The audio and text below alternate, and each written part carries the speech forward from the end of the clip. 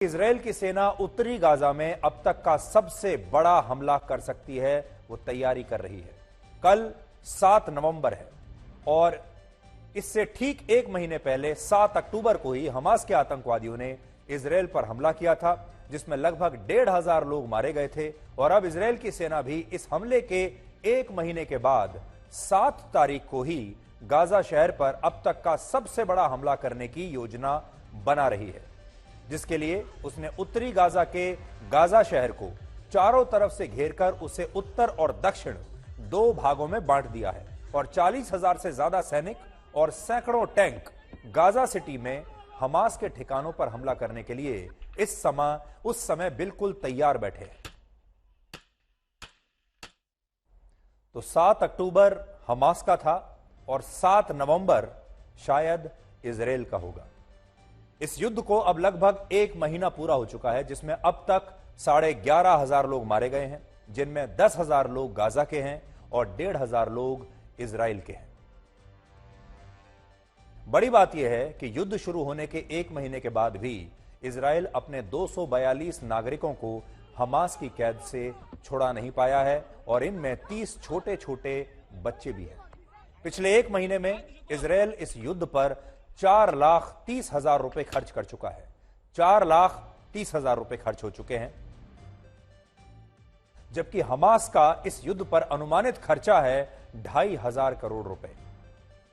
तो देखिए, जब एक देश की सेना लड़ती है तो 4,30,000 रुपए खर्च कर चुके हैं वो अब तक इस लड़ाई में, और हमास ने अब तक लगभग 2,500 करोड़ रुपए खर्च किए हैं।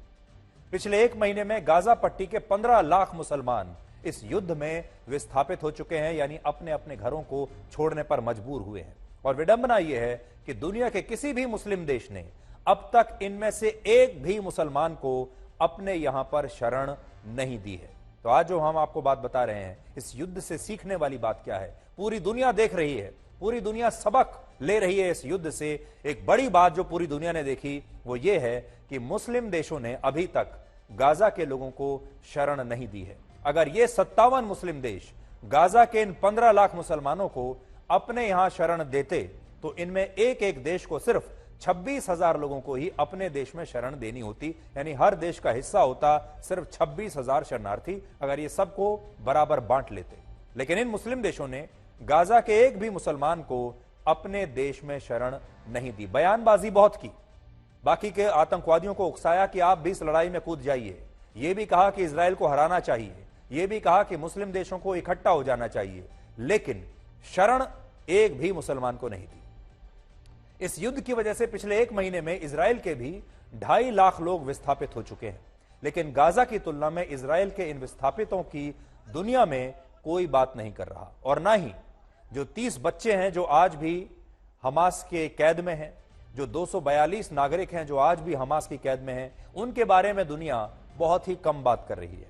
इसके अलावा इजराइल ने गाजा में हमास के अब तक 2,500 ठिकानों को निशाना बनाया है और गाजा में अब तक 25,000 टन बारूद के बम और मिसाइल्स दागे हैं, जिनमें 30,000 इमारतें पूरी तरह से नष्ट होकर गाजा के नक्शे से ही गायब हो चुकी हैं।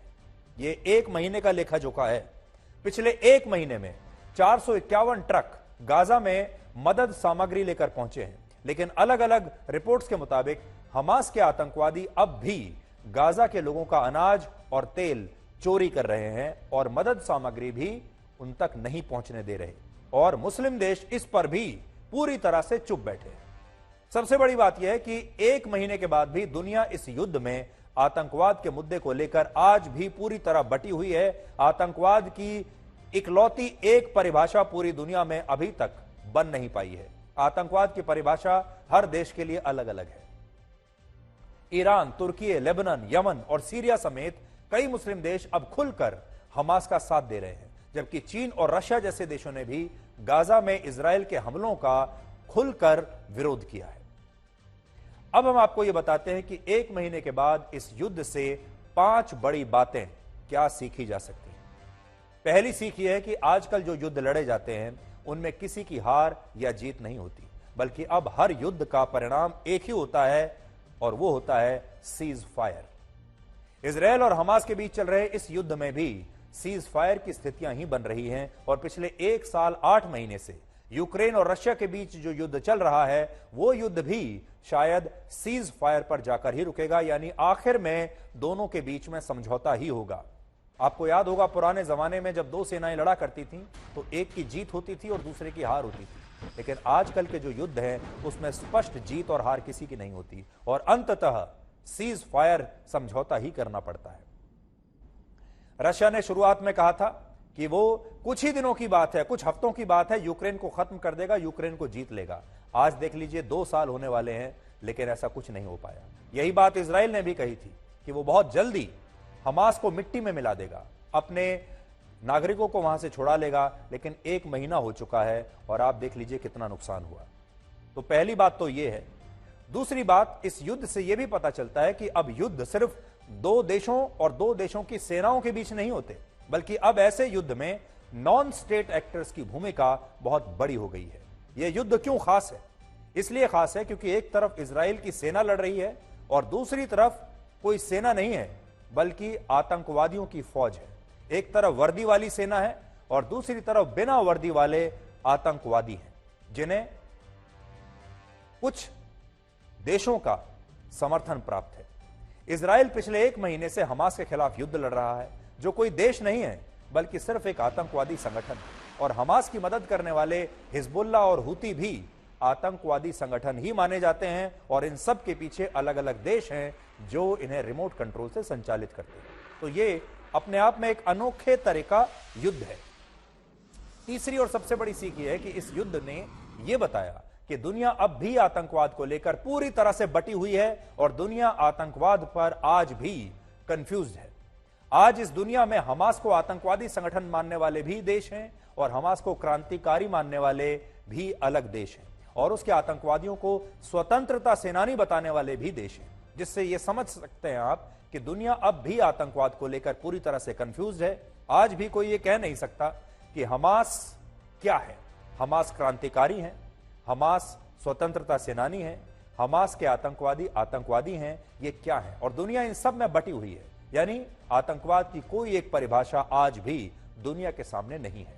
उदाहरण के लिए आज कतर में हमास के शीर्ष नेताओं ने पाकिस्तान के सबसे बड़े कट्टरपंथी संगठन जमीयत उलेमाए इस्लाम के प्रमुख से मुलाकात की है और कहा है कि दुनिया के तमाम मुसलमान इस युद्ध में इजराइल के खिलाफ एकजुट हैं।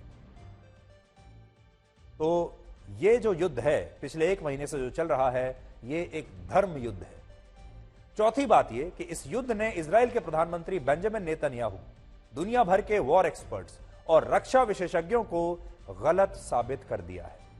जब यह युद्ध शुरू हुआ था तब इजराइल के प्रधानमंत्री ने कहा था कि वो 48 घंटे में हमास को जड़ से खत्म कर देंगे और दुनिया भर के वॉर एक्सपर्ट्स और रक्षा विशेषज्ञों ने भी यही कहा था कि हमास 1 हफ्ते भी इस युद्ध में इजराइल के सामने टिक नहीं पाएगा। लेकिन आज 1 महीना पूरा होने वाला है और इस युद्ध में हमास से ज्यादा नुकसान इजराइल की सेना को शायद हुआ है। पैसा भी इजराइल का ज्यादा खर्च हुआ है और इजराइल हमास से अपने नागरिकों को अब तक छुड़ाने में नाकाम रहा है। इसी तरह का अनुमान अगर आपको याद हो, यूक्रेन और रशिया के युद्ध में भी तब गलत साबित हुआ था। दुनिया भर के एक्सपर्ट्स तब यह कह रहे थे कि यूक्रेन 14 दिनों में ही रशिया से यह युद्ध हार जाएगा, यानी यूक्रेन कुछ हफ्तों से ज्यादा रशिया के सामने टिक नहीं पाएगा। रशिया की जो सेना है दुनिया की बेहतरीन और दुनिया की सबसे बड़ी सेनाओं में से एक है। लेकिन आज 1 साल 8 महीना हो चुका है और यह युद्ध अब भी समाप्त नहीं हुआ है और आज भी रशिया की सेना पूरी तरह से कहीं नहीं कह सकती कि हमने यूक्रेन को हरा दिया है। लेकिन उस समय जितने एक्सपर्ट्स थे, जितने भी युद्ध के एक्सपर्ट्स थे, वॉर एक्सपर्ट्स थे, डिफेंस एक्सपर्ट्स थे, दुनिया भर के बड़े बड़े लोग सब यही कह रहे थे कि यह युद्ध कुछ हफ्तों में समाप्त हो जाएगा। 5वीं बात, इस युद्ध ने यह भी बताया कि मुस्लिम देश उन्हीं मुसलमानों के मानव अधिकारों की बात करते हैं जिनका संघर्ष गैर मुसलमानों से होता है। और जैसे इस युद्ध में गाजा के मुसलमानों का संघर्ष इजराइल में यहूदी धर्म के लोगों से है, इसलिए मुस्लिम देश इजराइल के खिलाफ पूरी एकजुटता दिखा रहे हैं। लेकिन कड़वा सच यह है कि इजराइल के पड़ोसी देश जॉर्डन में जब वर्ष 1970 में फिलिस्तीन के ही 25,000 मुसलमानों को मार दिया गया था, या वर्ष 2015 से 2021 के बीच जब यमन में 3,37,000 मुसलमान मारे गए थे, या फिर जब सीरिया के गृह युद्ध में 2 लाख मुसलमान मारे गए थे, तब इन बाकी के मुसलमानों की हत्याओं पर किसी मुस्लिम देश ने कोई बात तक नहीं की थी। मुस्लिम देशों के इन दोहरे मापदंडों को आप पाकिस्तान से आई इन तस्वीरों से भी आज समझ पाएंगे।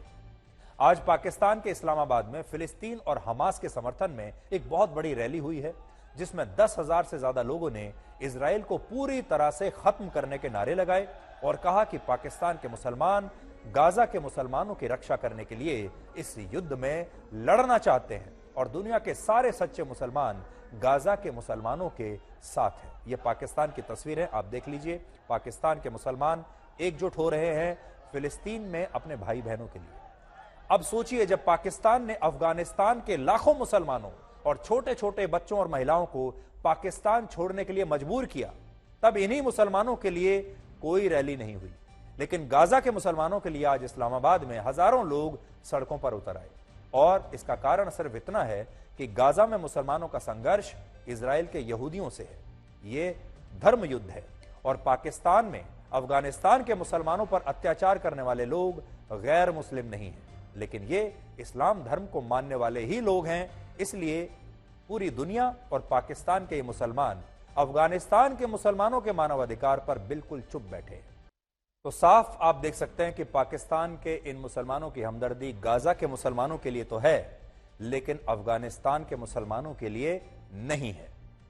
इस युद्ध के बीच आज एक फोन कॉल की बहुत चर्चा हो रही है, जो भारत के प्रधानमंत्री नरेंद्र मोदी ने आज ईरान के राष्ट्रपति इब्राहिम रईसी को किया है। फोन पर हुई इस बातचीत में दोनों नेताओं ने शांति बहाली के मुद्दे पर चर्चा की है और प्रधानमंत्री मोदी ने आतंकवादी हमलों पर भी अपनी चिंता जताई है। ईरान वही देश है जो इस युद्ध में हमास का खुलकर समर्थन कर रहा है और इसलिए प्रधानमंत्री मोदी और ईरान के राष्ट्रपति इब्राहिम रईसी के बीच हुई इस बातचीत के बाद ऐसी चर्चाएं तेज हो गई हैं कि क्या भारत भी इस युद्ध में सीज फायर के लिए कोई भूमिका निभा सकता है या नहीं। और आपको याद होगा, प्रधानमंत्री मोदी शायद दुनिया के पहले ऐसे नेता थे जिन्होंने, जिस दिन यह हमला हुआ इजराइल में पिछले महीने 7 अक्टूबर को, तब उन्होंने इस हमले को आतंकवादी हमला कहा था। और प्रधानमंत्री मोदी हर मंच पर दुनिया के ये बात कहते आ रहे हैं कि आतंकवाद को लेकर पूरी दुनिया में कोई एक परिभाषा निश्चित होनी चाहिए, आतंकवाद पर कंफ्यूजन नहीं होना चाहिए। पूरी दुनिया को आतंकवाद की एक परिभाषा पर बैठकर तय करना चाहिए कि आतंकवाद की असली और सही परिभाषा क्या है और फिर एक स्वर में आतंकवाद के खिलाफ आवाज उठानी चाहिए। इसलिए ईरान के राष्ट्रपति और भारत के प्रधानमंत्री के बीच हुई ये जो बातचीत है फोन पर, यह बहुत ही अहम है, क्योंकि भारत का स्टैंड इस पर बिल्कुल अलग है और ईरान का स्टैंड इस पर बिल्कुल अलग है। बताते हैं कि भारत की राजधानी दिल्ली की जहरीली हवा में आज श्रीलंका और बांग्लादेश की टीमें वर्ल्ड कप के मैच में कैसे खेली और कैसे ये खिलाड़ी संघर्ष कर रहे थे। आज जब दिल्ली में बांग्लादेश और श्रीलंका के बीच वर्ल्ड कप का आज का ये मैच खेला गया, तब दिल्ली का अरुण जेटली क्रिकेट स्टेडियम प्रदूषण की चादर से पूरी तरह से ढका हुआ था। मैच के दौरान स्टेडियम के आसपास दिल्ली के हवा का जो स्तर था, जिसे हम AQI कहते हैं, वो था 450, जो खतरनाक की श्रेणी में आता है। और अगर आप इस स्टेडियम के इन सैटेलाइट तस्वीरों को देखेंगे तो आपको ये स्टेडियम प्रदूषण की वजह से आज नजर ही नहीं आएगा। सैटेलाइट से अगर आप देखें तो आपकी नजर स्टेडियम तक पहुंचेगी ही नहीं। आप देखिए, सैटेलाइट से ली गई ये 2 तस्वीरें हैं, जिनमें एक तस्वीर में आप देख पाएंगे कि जब दिल्ली में प्रदूषण नहीं होता तो यह स्टेडियम कैसा दिखता है, और आज जब प्रदूषण है तो यह स्टेडियम आपको दिखाई भी नहीं दे रहा। आज कैसा दिख रहा है देखिए नीचे, क्योंकि दिख ही नहीं रहा है। और आमतौर पर जब दिल्ली में कम प्रदूषण होता है तो यह स्टेडियम कैसा दिखता है। आज जब प्रदूषण के बीच बांग्लादेश और श्रीलंका के खिलाड़ी दिल्ली के स्टेडियम में खेलने के लिए आए, तो इस दौरान बांग्लादेश के कप्तान शाकी अल हसन ने कहा कि इस प्रदूषण की वजह से आज उन्हें मानसिक रूप से भी मजबूत होकर खेलना पड़ेगा। और सबसे बड़ी बात यह है कि जब प्रदूषण के बीच ये मैच शुरू हुआ, तब दुनिया भर के मीडिया ने इसकी चर्चा की और इससे भारत की छवि को भी बहुत नुकसान हुआ है। एक अंतर्राष्ट्रीय न्यूज संस्थान ने अपनी वेबसाइट पर लिखा कि दुनिया के सबसे प्रदूषित शहर दिल्ली में आज वर्ल्ड कप का मैच खेला जा रहा है। इस समय दिल्ली की स्थिति यह हो गई है कि अब दिल्ली दिल वालों की नहीं, बल्कि सिर्फ मजबूत फेफड़े वालों की रह गई है। और बहुत सारे लोग तो ऐसा भी कह रहे हैं कि आज के मैच के बाद बांग्लादेश और श्रीलंका के खिलाड़ियों को अपना मेडिकल चेकअप तुरंत जरूर कराना चाहिए। और आज हम भी यही कहना चाहेंगे कि आज जो खिलाड़ी खेल रहे हैं दिल्ली में, इन्हें इस मैच के बाद सबसे पहले अपने फेफड़े जाकर चेक कराने चाहिए कि आज इस प्रदूषण में खेलने की वजह से इनकी सेहत पर, इनके स्वास्थ्य पर कितना बुरा असर पड़ा होगा। दिल्ली में प्रदूषण के 5 बड़े कारण हैं। हालांकि दुनिया भर में लोग जानते हैं और दिल्ली के लोगों को अब ये कारण रट गए होंगे। आपको फिर से बता देते हैं। पहला कारण पराली का धुआं, जिसका अभी दिल्ली के प्रदूषण में लगभग 40 से 44% योगदान है। दूसरा, पेट्रोल और डीजल की गाड़ियों का धुआं, जिसका अभी दिल्ली के प्रदूषण में लगभग 10% का योगदान है। तीसरा, वातावरण में मौजूद धूल और मिट्टी के कण। और चौथा कारण है कंस्ट्रक्शन यानी निर्माण कार्यों की वजह से होने वाला प्रदूषण। इसमें पांचवां कारण फैक्ट्रियां और पावर प्लांट से निकलने वाला धुआं है। ये सारे कारण ऐसे हैं जो आपको भी पता होंगे, इसके लिए आपको वैज्ञानिक होने की आवश्यकता नहीं है। ये वो 5 बड़े कारण हैं जिनकी वजह से दिल्ली में पिछले कई वर्षों से हर साल प्रदूषण की यही समस्या होती है। लेकिन क्या आप जानते हैं कि दिल्ली की सरकार ने इन समस्याओं का आखिरकार हर साल क्या समाधान ढूंढा है? इस बार भी सरकार ने कहा है कि वो प्रदूषण को कम करने के लिए 13 से 20 नवंबर के बीच गाड़ियों पर ऑड इवन स्कीम को लागू करेगी। यानी इस दौरान दिल्ली में एक दिन ऑड नंबर वाली गाड़ियां चलेंगी और एक दिन इवन नंबर वाली गाड़ियां चलेंगी। और यह भी अभी नहीं, प्रदूषण तो आज हो रहा है, लेकिन यह स्कीम लागू होगी 13 तारीख के बाद। लेकिन सोचिए, क्या इससे ही दिल्ली का प्रदूषण खत्म हो जाएगा?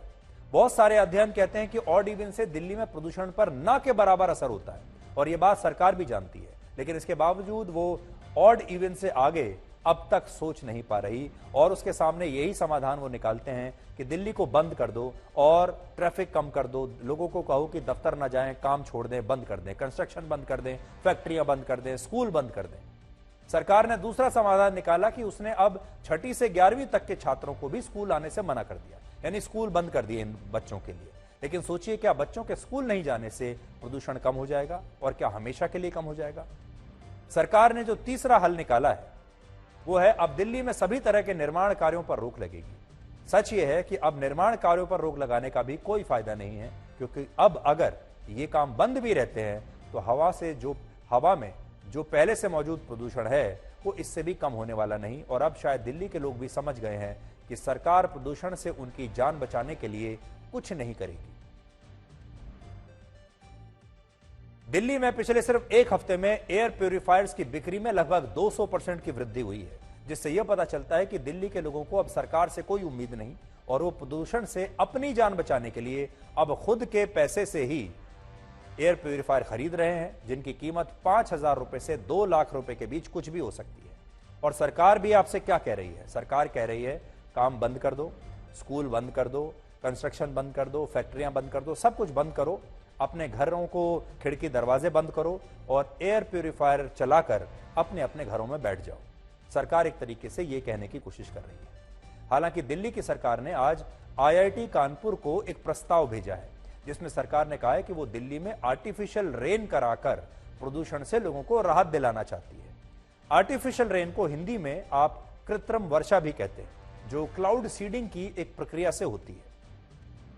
इस प्रक्रिया में बादलों पर ऐसे केमिकल्स को डाला जाता है जो वाटर ड्रॉपलेट्स को भारी बना देते हैं, और जब इन ड्रॉपलेट्स का वजन बढ़ जाता है और बादल बहुत बड़े हो जाते हैं तो बारिश के रूप में बरसने लगते हैं। और क्लाउड सीडिंग की वजह से होने वाली इस बारिश को कृत्रिम वर्षा या आर्टिफिशियल रेन कहते हैं और यह कई देशों में होता है। UAE जैसे देशों में, जहां पूरे साल बहुत कम बारिश होती है, गर्मी बहुत जबरदस्त पड़ती है, वहां अक्सर इस तरह की आर्टिफिशियल रेन कराई जाती है।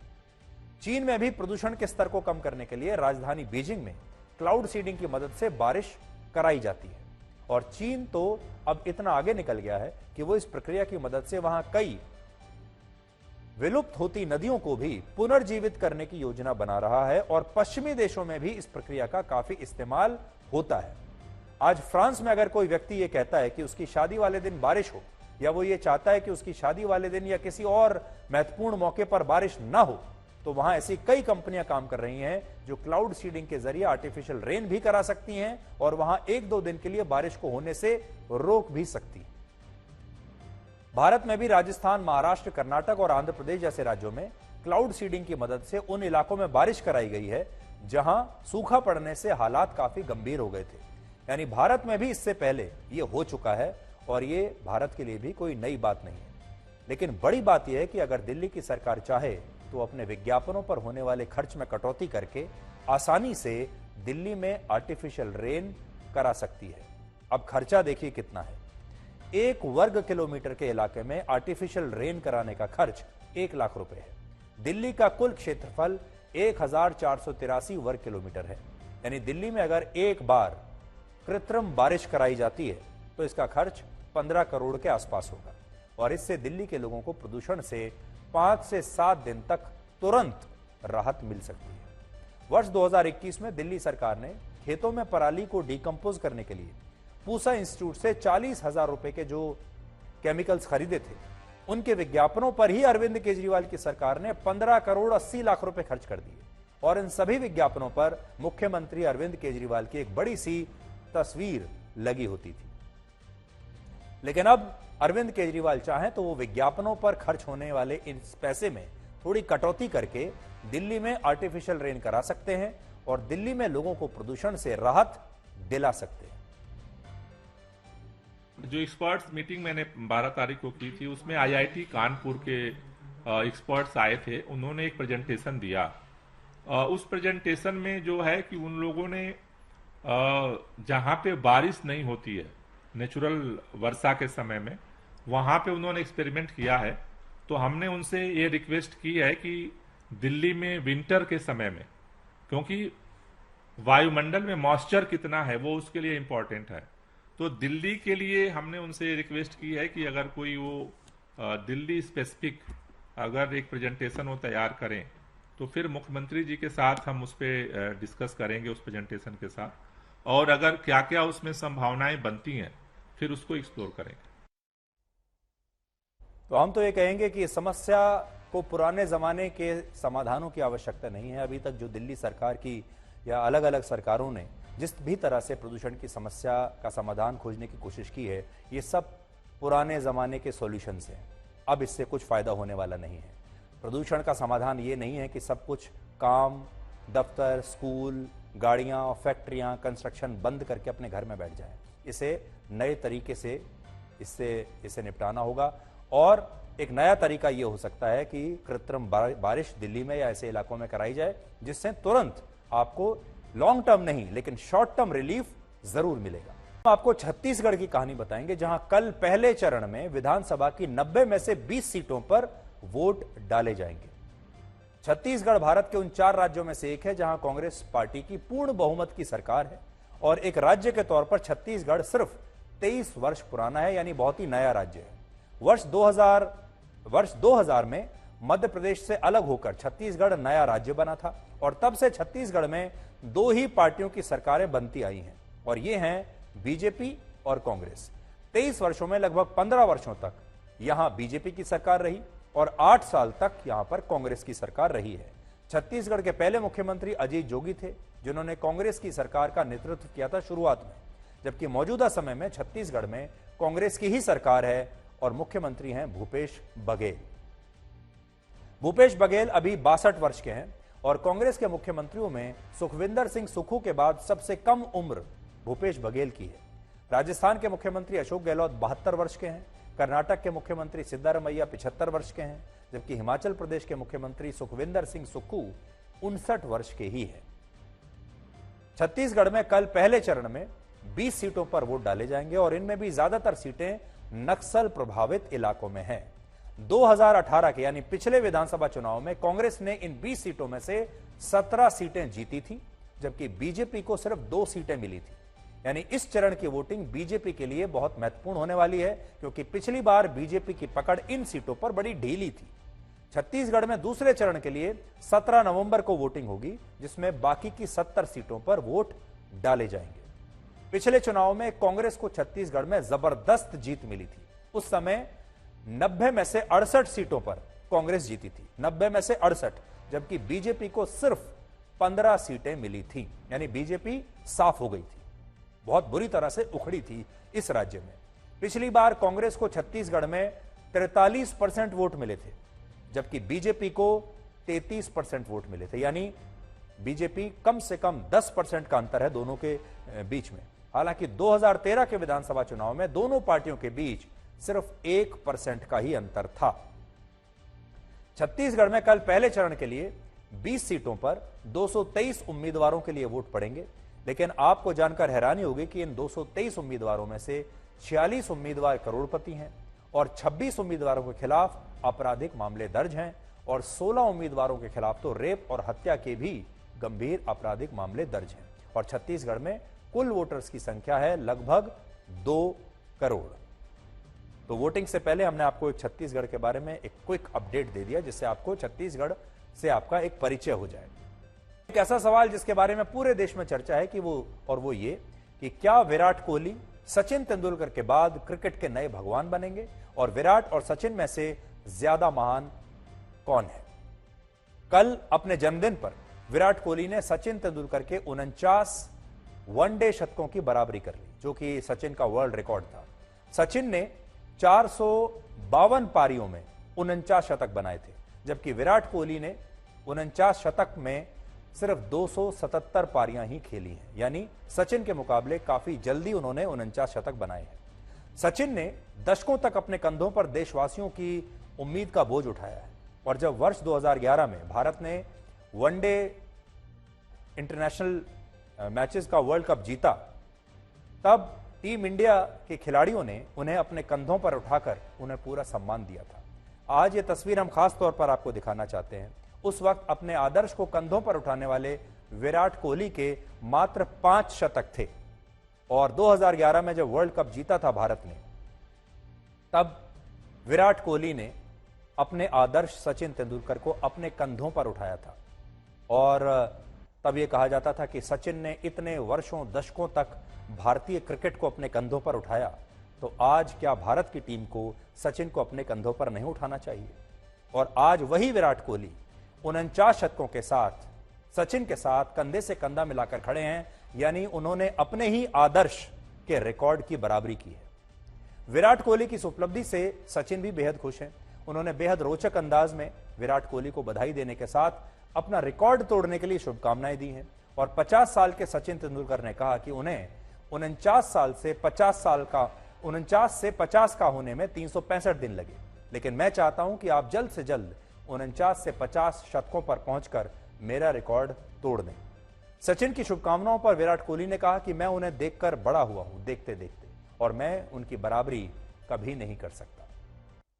विराट कोहली इस वर्ल्ड कप में शानदार फॉर्म में है और 8 मैचों में 2 शतक और 4 अर्धशतक के साथ वो 543 रन बना चुके हैं।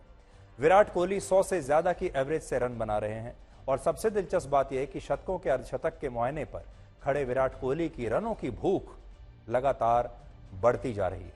2008 में अंतर्राष्ट्रीय करियर की शुरुआत करने वाले विराट कोहली ने अपने करियर के पहले चरण में खूब रन बनाए, लेकिन 2019 से 2022 के बीच एक ऐसा भी दौर आया उनका जब उनके बल्ले से शतक निकलने बंद हो गए और लगातार चर्चा होने लगी कि विराट अगला शतक कब बनाएंगे।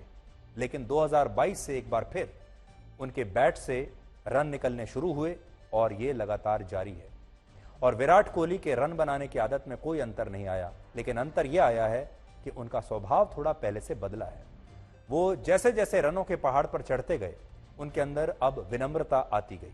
एक समय था जब विराट कोहली अपनी आक्रामकता के लिए जाने जाते थे। उनके खेल में आज भी आक्रामकता है, लेकिन स्वभाव में अब वो पहले के मुकाबले नर्म नजर आते हैं और पहले के मुकाबले विनम्र नजर आते हैं, और यही एक महान और चैंपियन खिलाड़ी की निशानी होती है। विराट कोहली ने 49 में से 27 शतक भारत के लिए पीछा करते हुए बनाए हैं, जिनमें 23 बार भारत को जीत मिली है, जबकि सचिन ने लक्ष्य का पीछा करते हुए सिर्फ 16 शतक बनाए हैं, जिनमें से 13 मैचों में भारत को जीत मिली है। यानी अगर चेज करने की बात हो तो विराट कोहली बिल्कुल सही बैट्समैन है। जब भारत किसी लक्ष्य का पीछा कर रहा होता है तो वो ज्यादा बेहतर खेलते हैं, और जब भारत फर्स्ट इनिंग्स में खेलता है तब सचिन ज्यादा बेहतर बैटिंग किया करते थे। आज अगर सिर्फ आंकड़ों की भी बात करें तो सचिन वनडे क्रिकेट में 18 बार नर्वस 90s का शिकार हुए, यानी जब वो 90 से 100 के स्कोर के बीच में आउट हो गए, जबकि विराट कोहली सिर्फ 7 बार वनडे क्रिकेट में 90s में आउट हुए हैं।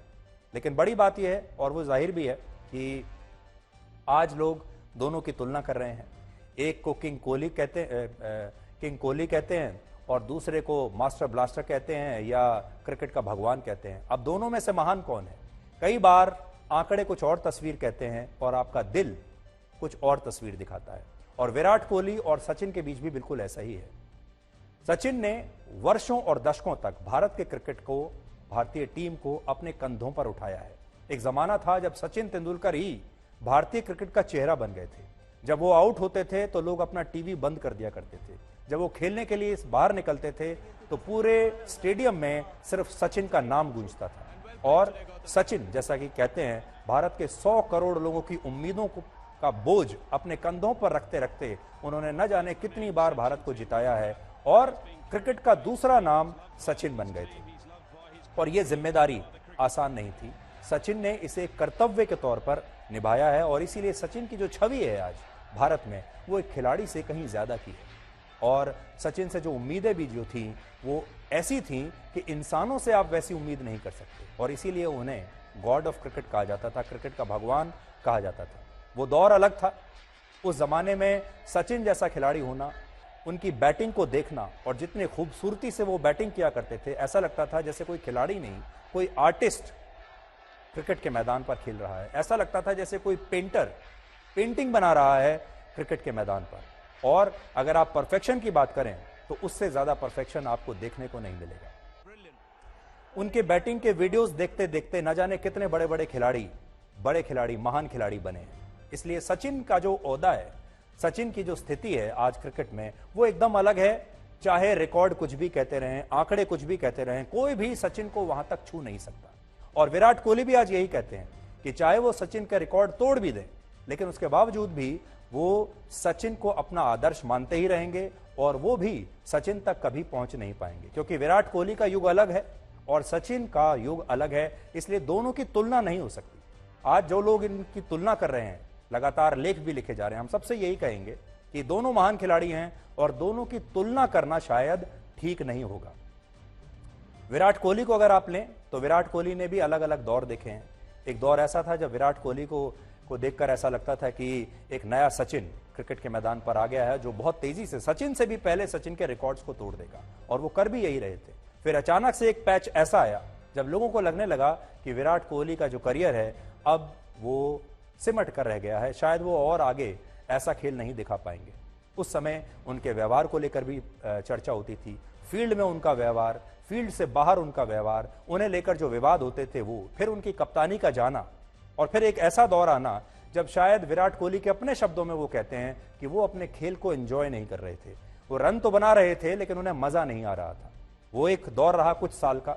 लेकिन बड़ी बात सीखने की ये है कि विराट कोहली लगातार जमे रहे, लगातार फिट बने रहे, मानसिक रूप से लगातार अपने आप को मजबूत बना के रखा, और सबसे बड़ी बात यह है कि रनों की जो भूख है, रिकॉर्ड्स की जो भूख है, वो भूख उन्होंने अपने अंदर कम नहीं होने दी। ये सीखने वाली बात है उनसे। और आज जब आप उन्हें देखते हैं अपने दूसरे अवतार में, तो आपको यह पता चलता है कि उनकी जो भूख है रनों की, वो और ज्यादा बढ़ गई है।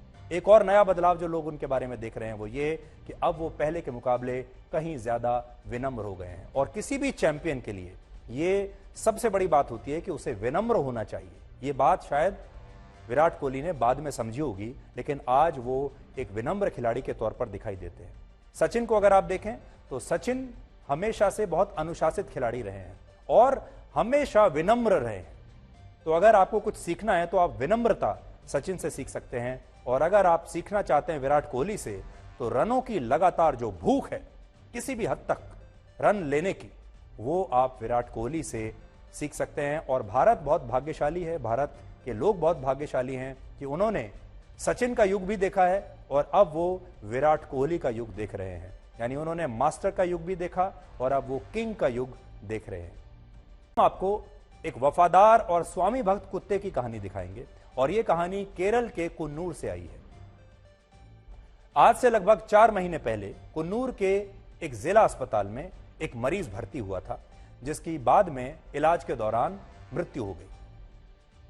उस दिन जब इस व्यक्ति को इलाज के लिए अस्पताल लाया गया, तब उसके साथ उसका कुत्ता भी पीछा करते करते इस अस्पताल में पहुंच गया। लेकिन बाद में जब इस व्यक्ति की मृत्यु हुई और उसके शव को अस्पताल के ही शवगृह में रखने के लिए भेजा गया, तो यह कुत्ता भी शव का पीछा करते हुए इसी शवगृह के बाहर पहुंच गया और तभी से ये इस अस्पताल के शवगृह के आसपास घूमता रहता है, वहीं बैठा रहता है, वहीं खाता पीता है और वहीं सोता है और इंतजार करता है, क्योंकि उसे उम्मीद है कि एक दिन इसका मालिक इस शवगृह से जिंदा जरूर लौटेगा, क्योंकि इसने उसे यहीं पर जाते हुए देखा था। और फिर एक दिन ऐसा आएगा जब ये दोनों वापस इस अस्पताल से अपने घर चले जाएंगे।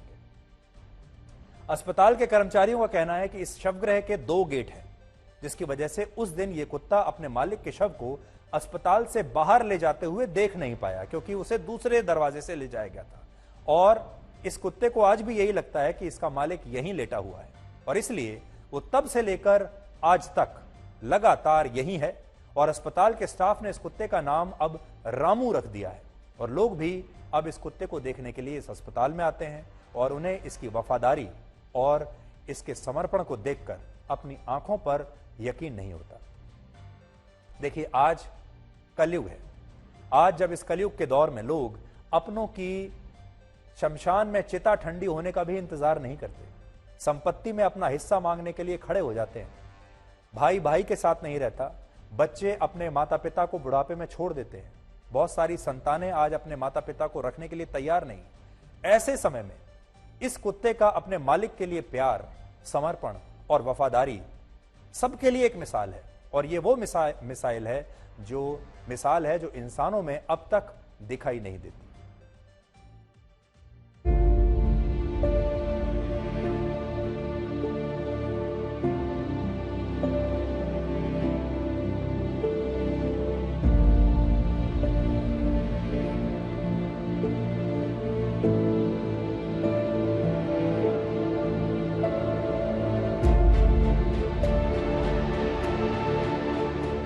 हाँ, यहाँ पे ये 4 महीने पहले एक पेशेंट आए थे, तो उनके साथ एक कुत्ता आया था, डॉग। तो वो उनकी डेथ हो गई यहाँ पे। और फिर वो ये मॉर्चरी है, यहाँ पे मॉर्चरी का गेट है, तो मॉर्चरी के साथ में कुछ कुत्ते ने यहाँ से जाते हुए उनको देखा था, अपने मालिक को, और उसे ऐसा लगता है कि वो उनकी डेथ हो गई। और मॉर्चरी का गेट एक बाहर की तरफ भी है, तो बॉडी को उधर से ले जाया गया 4 महीने पहले। लेकिन उस कुत्ते को अभी भी ऐसा लगता है कि उसके मालिक अभी भी यहीं पे हैं, तो वो यहीं पे ही घूमता है, यहीं रहता है, यहीं खाता है, यहीं सोता है, यहाँ से बाहर नहीं जाता है। और जब भी जाता है इस रैंप को देखता है, क्योंकि बॉडी यहाँ से ले जाते हुए तो उसने देखा था अंदर। ये गेट बंद हो जाता है जब कोई बॉडी आती है, तभी खुलता है। और बॉडी का मेन गेट बाहर, ये मॉर्चरी का मेन गेट बाहर की तरफ है, तो बॉडी बाहर से चली गई, लेकिन उसको ऐसा लगता है कि अभी भी उसके मालिक यहीं पे हैं। तो वो इतना अच्छा डॉगी है जो यहाँ पे है, और 4 महीने से यहीं पे है।